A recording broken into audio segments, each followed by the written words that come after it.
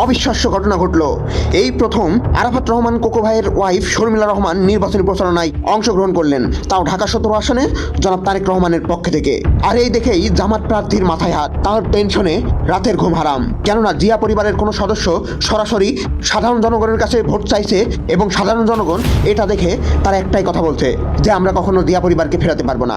আর এই শুনেই জামাতের প্রার্থীর মাথায় হাত, কারণ একচটিয়ে সবাই যদি জিয়া পরিবারে জনাব তারেক রহমানকে এবং ধানের শীষে ভোট দিতে থাকে তাহলে তো জামাত প্রার্থীর হার নিশ্চিত। জিয়া পরিবারের এই সদস্য শর্মিলা রহমানকে সাধারণ জনগণ এবং আশেপাশের নারী যাদের কাছে তিনি ভোট চাইতে যাচ্ছেন তারা দেখে বলছেন যে এটাই কি আমাদের কোকো ভাইয়ের ওয়াইফ। রাজনীতিতে প্রথম নির্বাচনী প্রচারে নেমেই প্রচণ্ড সাড়া পেতে শুরু করেছেন কোকো ভাইয়ের ওয়াইফ শর্মিলা রহমান। এক সাংবাদিক তাকে জিজ্ঞেস করলে যে আপনি কি নতুন রাজনীতির ইঙ্গিত দেখছেন, তিনি বলেন যে না, আমি রাজনীতি নয়, আমি তারেক ভাইয়ের জন্য ভোট চেতে এসেছি। তিনি প্রত্যেক ভোটারের কাছে কাছে গিয়ে প্রত্যেক দোকান পাশার আশেপাশে যারা আছে ঢাকা 17 আসনে তাদের কাছে গিয়েই বলছেন যে আপনারা ভোট দিবেন, ধানের শীষে ভোট দিবেন। তিনি আরও বলেন আপনারা ভাইয়ের জন্য দোয়া করবেন, ভাইয়াকে ভোট দেবেন এবং ধানের শীষকে জয়যুক্ত করবেন। সাধারণ জনগণ বলছে জিয়া পরিবারের এই নতুন সদস্যের নির্বাচনী মাঠে নির্বাচনী প্রচারণায় ভোটের অনেকটাই পরিস্থিতি বদলে যাবে। কেননা সবাই বলছে যে জিয়া পরিবারের সদস্য হয়ে তিনি আমাদের কাছে ভোট চাইতে এসেছেন, তাদের তো একটা দায়িত্ব আছে বিএনপিকে ভোট দেওয়া, ধানের শীষকে ভোট দেওয়া,